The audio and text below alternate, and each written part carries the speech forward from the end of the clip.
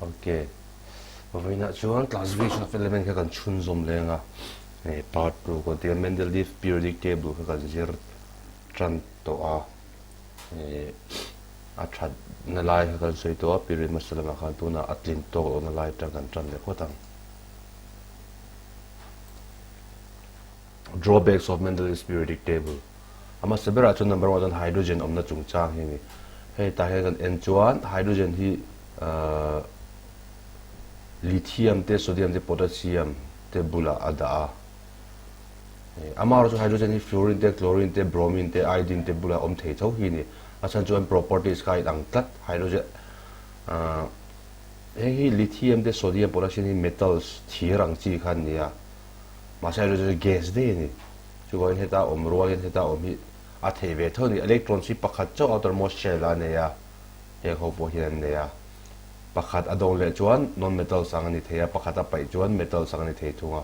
pakhata don le khan non metal sa chang the hela heng ho hi pakhat donga compound siam thei tho non metal san nia chu wang chuan eta hen om thei tho ni chuan he problem hi chu voin thleng hian mo modern periodic table kan zir dona hemi dot le da po hian he chu resolve alani lo ni position of isotopes ka class 9 ha kan zir to a isotopes are atoms of the same element having the same chemical properties but different mass number. Tihangal zero ni. And tiyanan, carbon hi, carbon 12 oma, carbon 14 oma ni. Hemi te hi carbon ani veve ya mass number in anglo 12 te 14 te ni ta ni. Katiyang ka isotopes kan ti kha ni ta. Chu ta hian carbon 12 omna oma ta hian. Carbon 12 ta oma. Carbon 14 on ve ta ka nitrogen ka 14 on ni ta de ya kha isotope so omna kha asiam no ni hydrogen ate po 1h1 oma 2h1 oma ni ko magan zer do he ordinary hydrogen deuterium then tritium he kan nei ta ni he ngo hi da na tur khan om ta re lo ni he periodic table a hian kan se do khan Mendeleev sa chuan in atomic mass number mang khan element kha a classify ya khát yang ani chuan he ho hi ma sin ang si lowa an om na kha siam ve ngai heta hian ma se chu a siam tlat lo me ni a hun lai hian in isotope mu chuan la ni lo boka a nu an ron mu chuak ta kha khat om na hun khan ni ve ta lo ni he periodic table a hian chu heta hian Mendeleev's periodic table hi thavia we lang ma se dik tok lo na kha a lo om ti na ni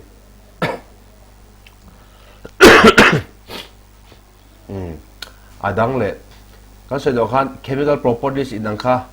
angai poim wa chu group khata da ram je kan soi to ni amar chu la hi le te la group mama saber hi hydrogen lithium sodium potassium he ho le copper te silver te gold mo cu ag au he ho hi an om tla ti he ti dik lo ta ni achan chu he mi te na ki da la zero zel do na he sodium te le silver te chu le van ang deuh tho in ang lo lu tuk dum le var tiang khopa chemistry a chemically chuan properties in ang lo ni sodium te chu unreactive ma boruak open air me an ompon thil da oxygen ne te mo water vapor ne in react ngal kan anita ni chu la jon gold te chu unreactive lu tuk ta anin react ve me thelo chu wangin free state te pon gold he chu omani thil dang ne in combine mi lo khan chu wa jon hemi te hi mun khata da wang kha ada kha ti sola nei ti na ne hela hian engemo thil dik lo om ti na ni he table a hian chu ti amon hela ma hen te la halogen ho fluorine te chlorine te bromine bula manganese ka ron da le ta he da hi properties khai ang le lo re he ho properties hi heng non metals an ya non metals ho je manganese metal ka ron om le ta rewot me ni metals le non metals ti vel ka alo da rang lo shrim ani Mendeleev sa hian alo da pol vel me khata khami ni wang khan he table a hian defect omani thil fel to lo omni ti kha ati chiang le ta ni chuan he chuan soi to kha masazo ka wrong order of atomic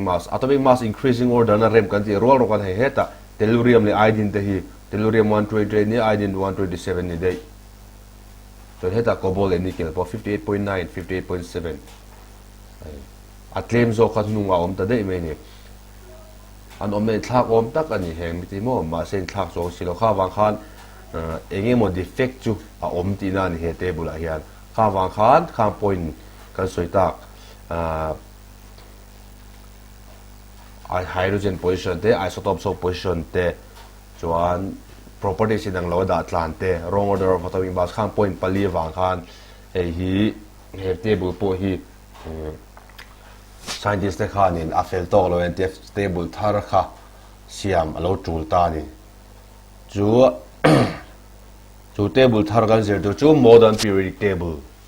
alo ta ni it was developed by Mosley. All right, if you are interested in the name I mean so larva lo mostly ani hemi table siam to hi a modern periodic table hi a basis ve a base ve kan di chuan it is based upon the modern periodic law which stated that the physical and chemical properties of an elements are periodic function of their atomic numbers e dani chinchero numbers ma mi te re kha chu soi lo wang do beriner te newland te Mendeleev te an vai khan atomic mass kha a classify na lo mang char atomic numbers khan la khelo khati hun lai khan amaro chu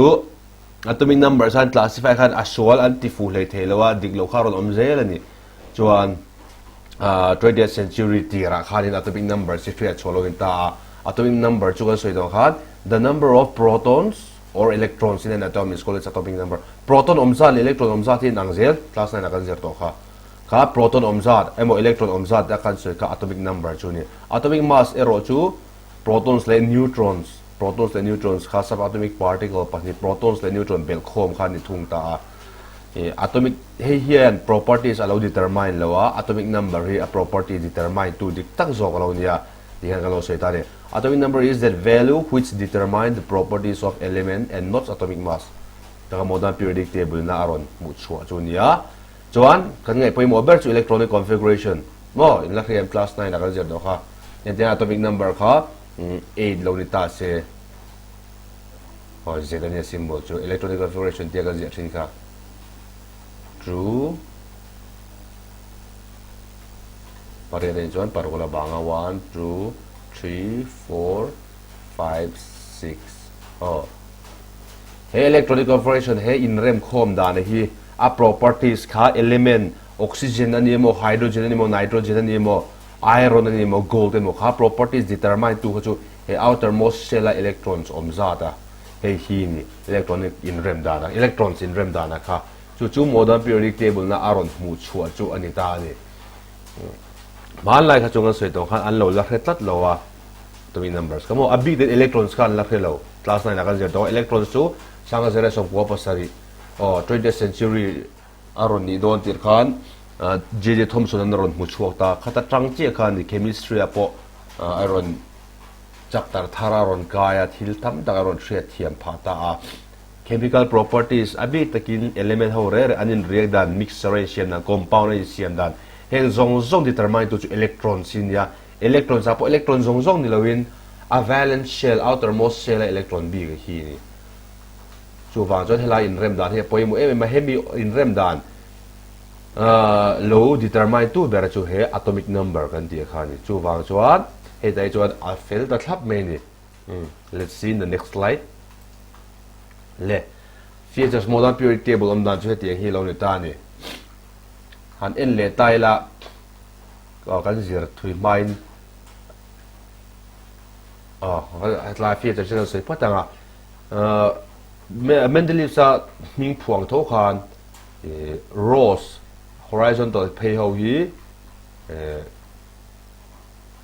periods kan dilea 1 2 3 4 5 6 7 periods omta lan thanai le akinai helai ta ron kalan niamo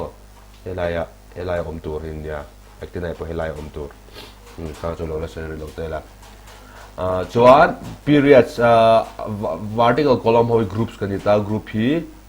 pakhat pani da so bret thleng omani slide share phele la so chuan ka se to khan elements are arranged in increasing order of atomic numbers hey hydrogen 1 helium 2 lithium 3 beryllium 4 ti khan adik ta thap in shade do chu atomic number kha chu atomic mass en an lo na chu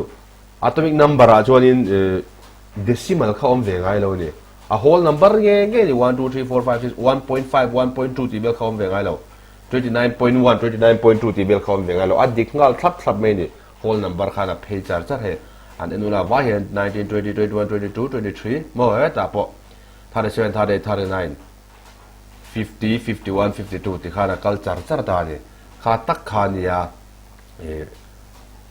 atomic number a kha chon em kha boy om ta lo ta ni chuang a sai do khan electronic configuration is the basis of classification such that element in the same group have similar electronic configuration. In fact, they have the same valency na kita kan la soi liang hydrogen lithium sodium potassium rubidium cesium francium group 1 and ta he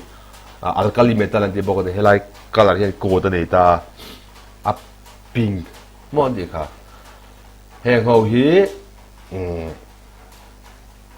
outermost shell electron pakhat thewon nei ni and valency is 1 theu ti na ni chuan group 2 hi valency 2 nei le theu bok outermost shell valence shell electron pathi zelan nei then he da 13 kan kal dem like transition metal se kan la soi ri lo nga po sang zo he chu kan la khoi don he hoen pat 3 nei velezel valencia he hoen valencia 4 an nei valencia po 4 ni kha he an outermost shell 5 an nei ni ta takyan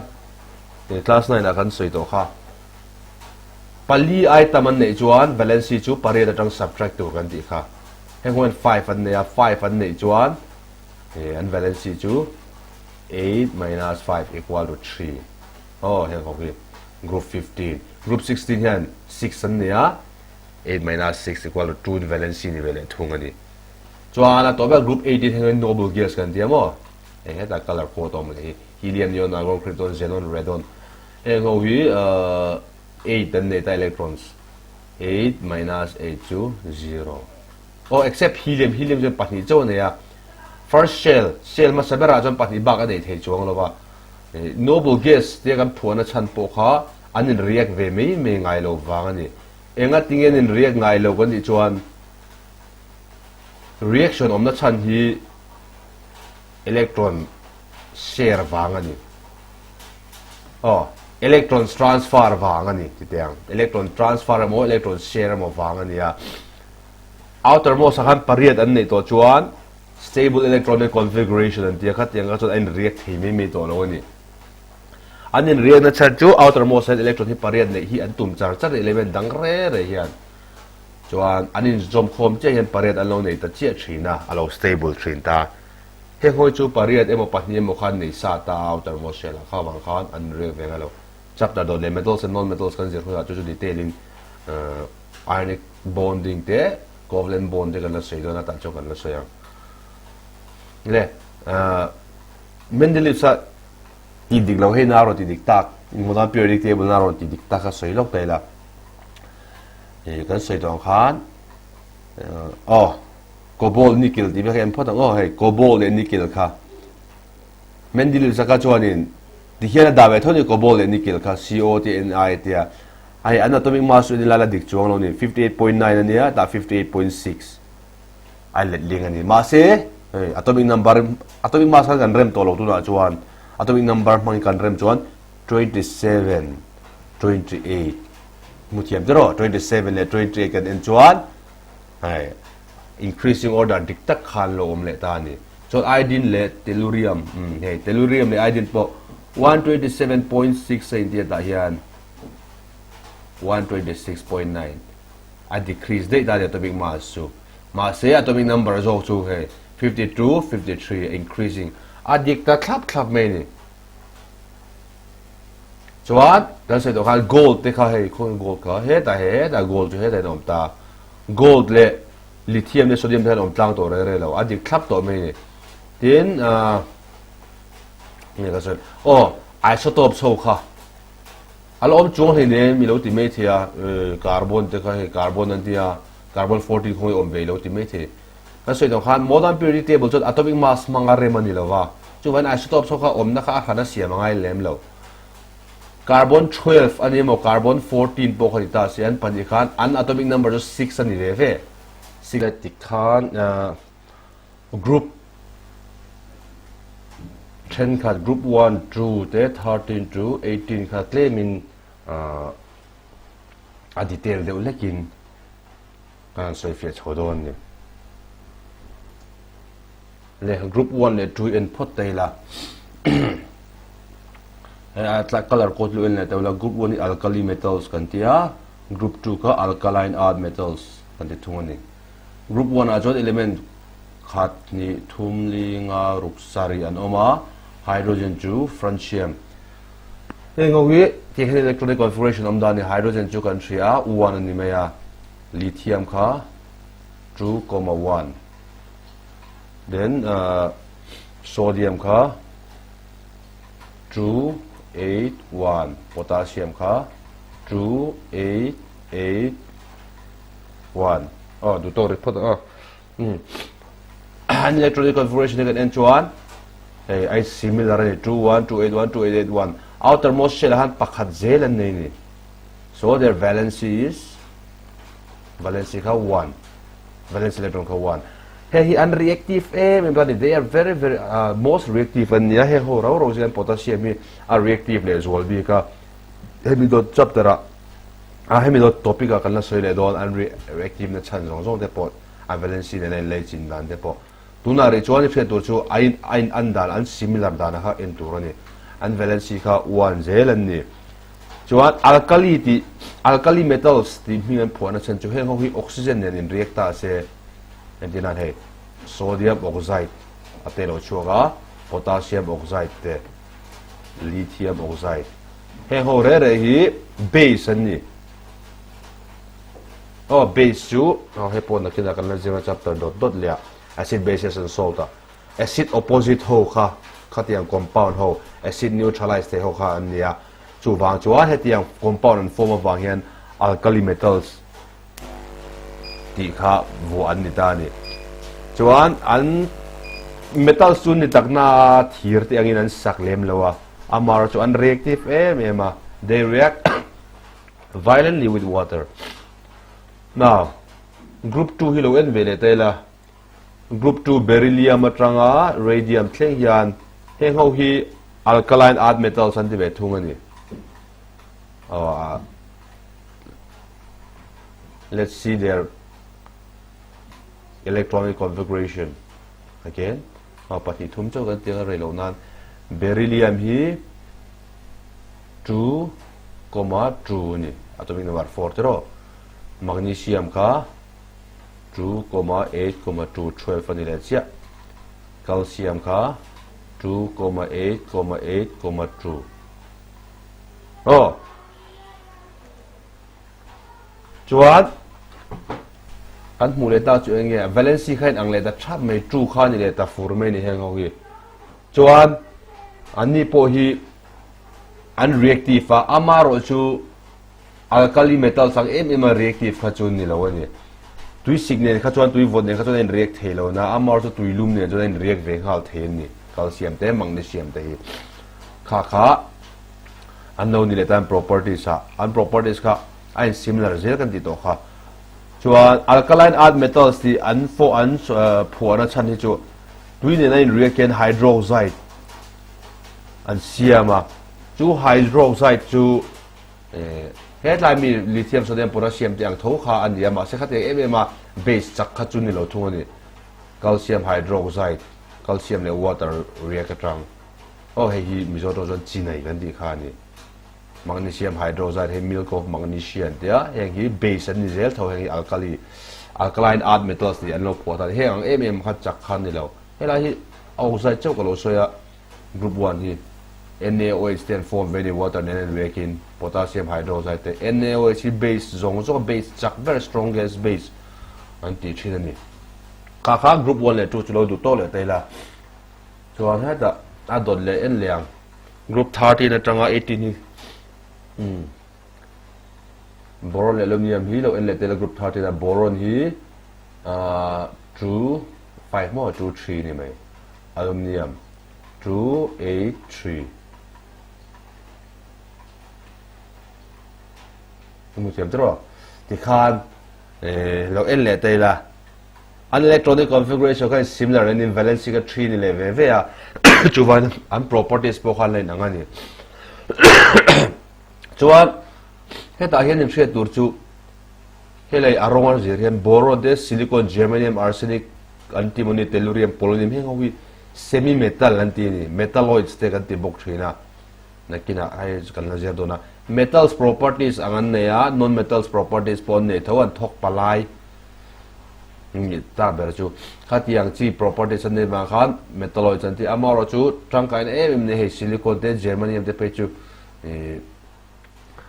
electron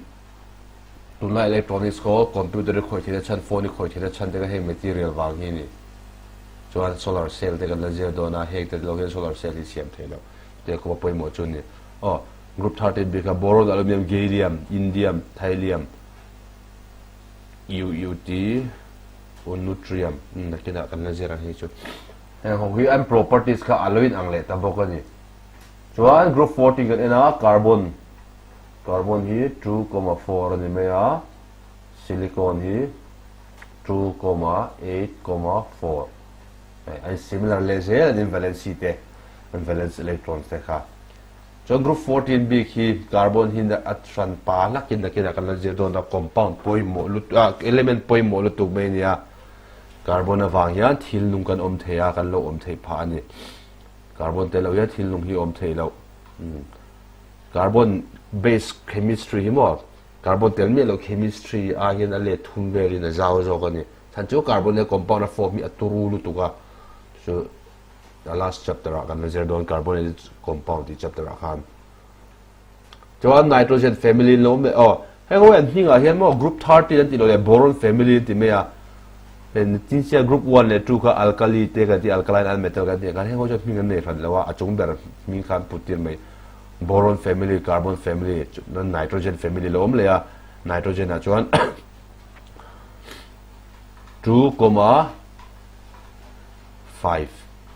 phosphorus ka 2,8,5 and similar le za kha stiamot oxygen a khan 2,6 sulfur a 2,8,6 along ni le da zel ni le group 17 hi poi mo le da deu he ming thana nei nia group 17 fluorine chlorine bromine iodine astatin thleng hian anwai 117 level chu kan soi dong khanin englawan na nia under research an nia artificial element nia mo he ho chu 117 de 118 yang hi chu mi thui nan siam chop khan ni he ho chu kan la khia chen vak lo ni ba kan soi tel rei lo fluorine 2,7 chlorine 2,8,7 bromine atil 2,8,8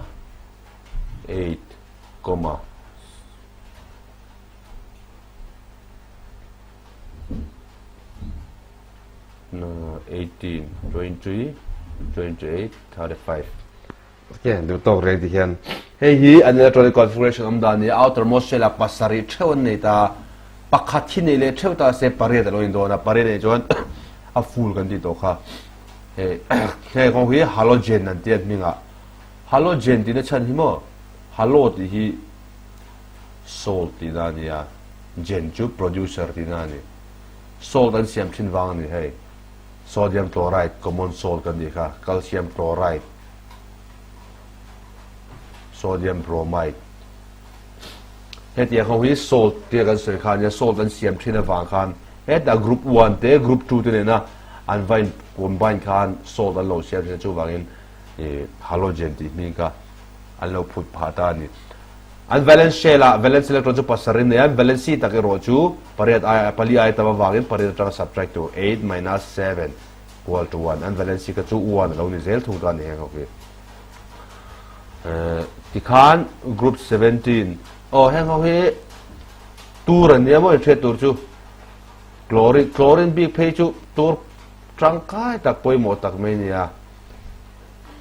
kan share train tui ti thian himna te kan soi thri kha bleaching powder te kan soi thrin kha bleaching powder hi a powder kha a thil di thei tu no bleaching powder tang hian chlorine gas hi ron chok thrin ni he chlorine gas hian thil nung re kha atam dana jana ti hlum thei ni atlem choni thil nung te te bacteria te virus ka ti hlum ta a tam chuan mi ring te poka ti hlum thei tho ni ai tu lai phe chuan bleaching powder khan mangai to lo direct in chi sodium chloride tang khan electrolysis mangin chlorine hin la chuak ta kha direct mang to ni tuna kan khuwa champhai kan pa water supply water treatment plant ta te poke sodium chloride thin electrolyte chlorine on chuak khan tui kha an na thei kom te khan ti juk ti hlum thri ani chona to bera tunun class ta na to ber ne bok chuan group 18 ho kha noble gas ho chemistry a chuan science to chuan noble hi it means non reactive tinani in react ve me thelo om hle hle thil dang na cho polin ti sai la electrical tlang ti rela eng ne chuni la in react chong lo tinani achan chuan noble he hian electronic configuration dan ani wang ni helium kha true he a full ani first shell first orbit a chuna full tat pahni baga nei thelo plus na panja do kha neon kha true 8 mo argon kha true 88 krypton true 188 to to me khan en la a full tat a full pariat zel khan ne outer mosela khan helium ti lo chu xenon le radon po kha pariat zel thon ne pariat an nei to chuan an pai chuak to ngai lowa an lalu to ngai lo boka kha wang khan an react me the do lowa chu wang chuan an mi khan noble gas an ti ni amaro chu noble gas an ni wang hian an tangkai helium te phe chuan zang buk sia balloon chunga thuna the dan mang thini helium mo akang thei chong lowa tun ma chuan hydrogen mang thina hydrogen ka zang zo helium an or chu hydrogen chu kang dul to wa puak du sia helium hian an thak ta ni neon argon krypton he electric bulb chunga the dan da thin tu ma dan vacuum an da thina ma se vacuum kha pol and pressure an da tu go wang khan lo ti ke thei thina chu ban het yang inert gas noble gas an te chai inert gas an ti bo ani ka lo chin se le la ga an mi an pu da ni nakina chapter dot le ai no chapter dot le mo metals and non metals kan zir khuna khanin detail de laser evang chemical reaction hi lo om ti de kan laser do na engwang hydrogen oxide chopola water on form na chan sodium le chlorine in sodium chloride on cn na chan ti te carbon le oxide chopola carbon dioxide amo carbon monoxide lo chola chan kan laser do chu ta chuan helium neon argon krypton engwang an chua velo anin react velo ti te po kan laser do na ni chunga chuan hela electron hi apoi molo tuk electron sa wang chemistry chemical reaction man ti re chu kham electrons chekwal vel soina hi ni ber me ya achang chuan pakhata tang pakhata wa jump thina achang chuan ni share thin